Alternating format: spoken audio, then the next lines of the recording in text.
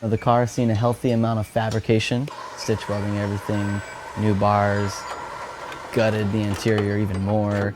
In my direction, I really just wanted to give it the full attention, if you will, and I decided to media blast and powder coat it.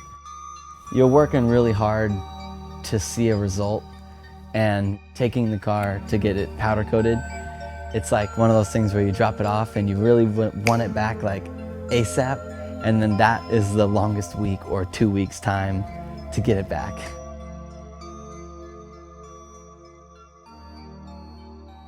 Sometimes when you rebuild a chassis or when you have to do certain things, it takes so much money, where my 2015 to 16 was a lot more of just a refresh. So I was able to find the change to do things like powder coating the car.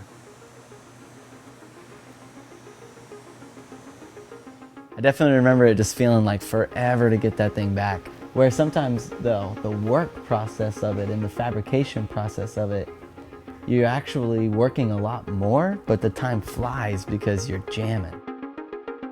Then you take the car to powder coating, and then those weeks drag.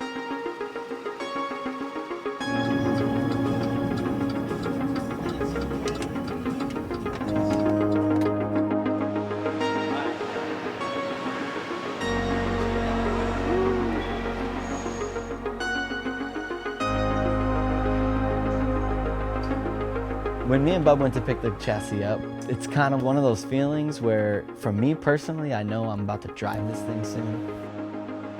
And I know it's game time for me to be focused. And for him, I think he knows everything that he's been planning and everything he mounted and tried to double check has to work. And we both just kind of have to have some confidence in that and know that we did the best we could, so here we go.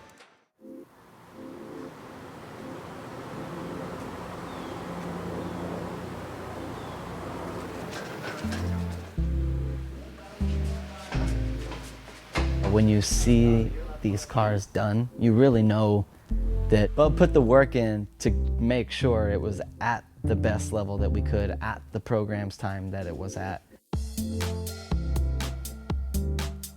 Bub was leading the project in this, and he decided that the car should be business gray so we could get the best results out of the effort as far as keeping track of it, which is the point. And then when it came time to design the actual car, then me and Kevin had full reign on what the wrap would turn out to be like. That was all in our hands.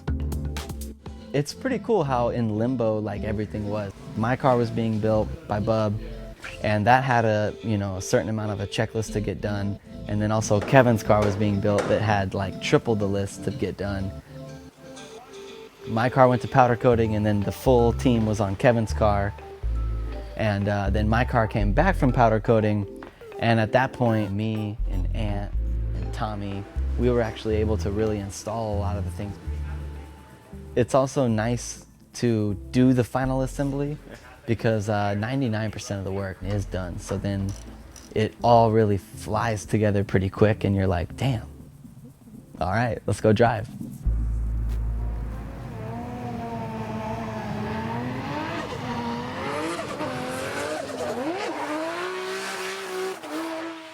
So we're here in Florida. Yesterday was Thursday's practice. I had a pretty tough practice.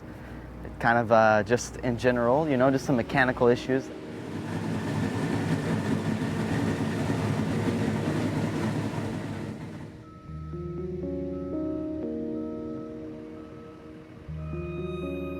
We're at Formula Drift, Texas, round 6.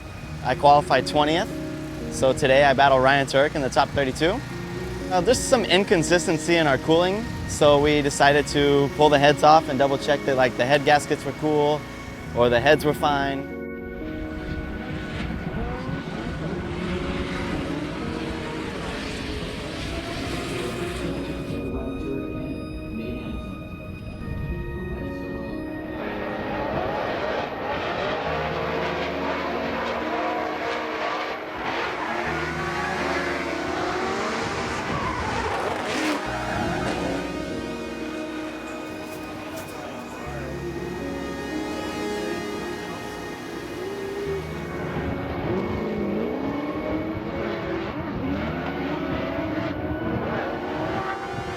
standing right now, it's Friday, and there's 1 hour left in practice.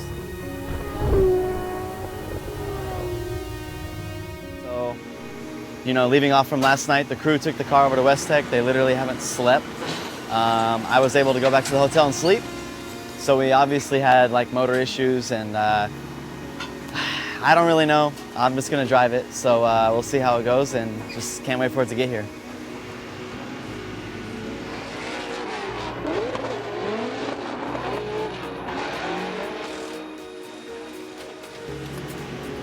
"2015 was my best, worst year of drifting.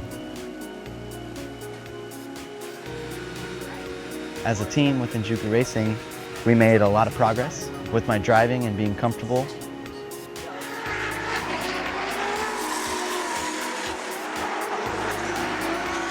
But the car had a lot of issues, and building a 900 horsepower LS motor, single turbo, and it was some issues we had to work through, and I was sort of kind of the driver to work through those issues in the Pro 1 class.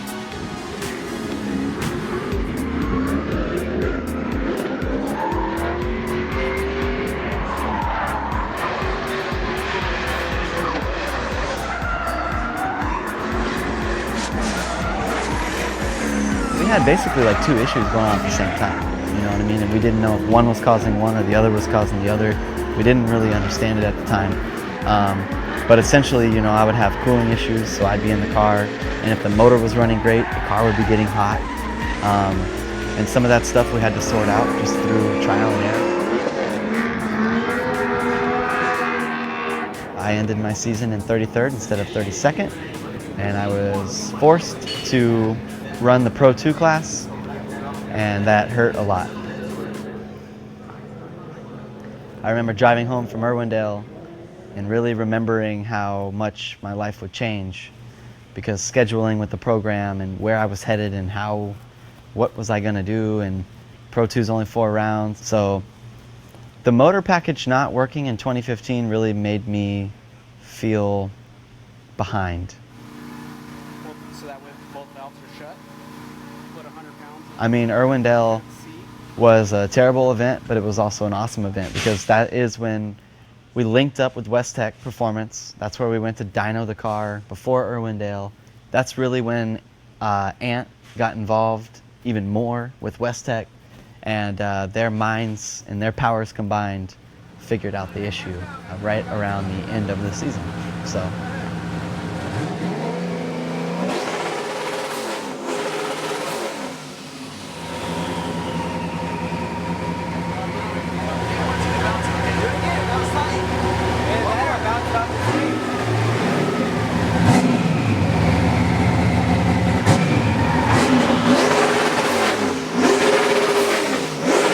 "2015 led to a lot of errors and issues, and as soon as that 2015 season ended, we pulled that motor off.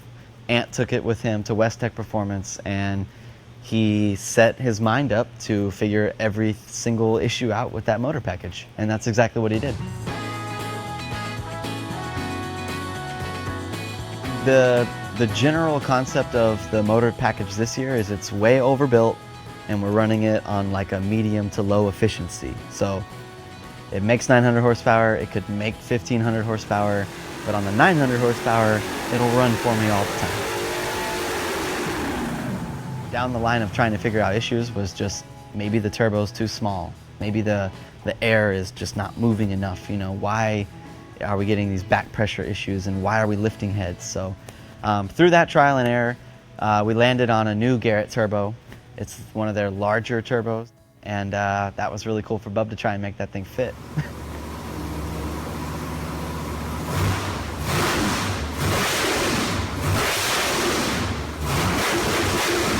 When the motor went to West Tech Performance and got figured out, then we brought it right back here to Juku Racing, and that's when we just started plugging away on all of the additives and everything that needed to go on around the motor.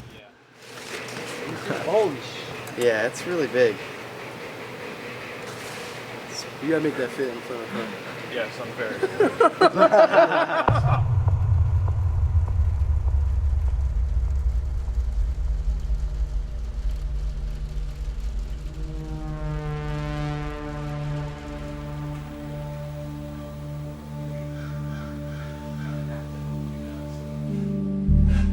What's really cool about Enjuku racing is when the times get to be like game time. Like for example, we really wanted to have my car up and running and Kevin's car up and running in time to do some testing before we have to go show anyone what we're up to. And with that, Bub was busy on 2 builds, so Ken brought in JT, who is a local fabricator here in the Orlando area. And what's cool is I learned that JT comes in every year around the same time of year to help Bub with a lot of the exhaust work, a lot of the downpipe, a lot of the creation of the intercoolers and the piping and the turbo piping, and pretty much everything Vibrant sent got put on JT's plate. JT did a bunch of artwork with pipes, and here we are.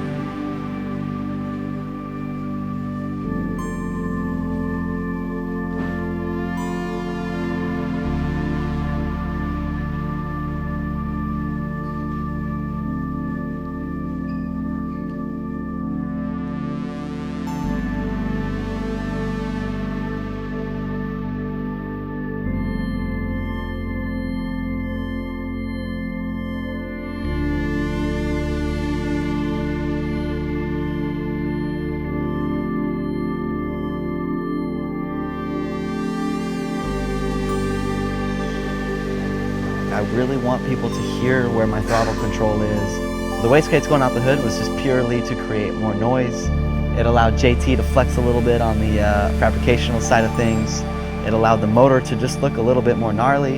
And that's what we're here for, you know, to have fun and just show off all of our skills individually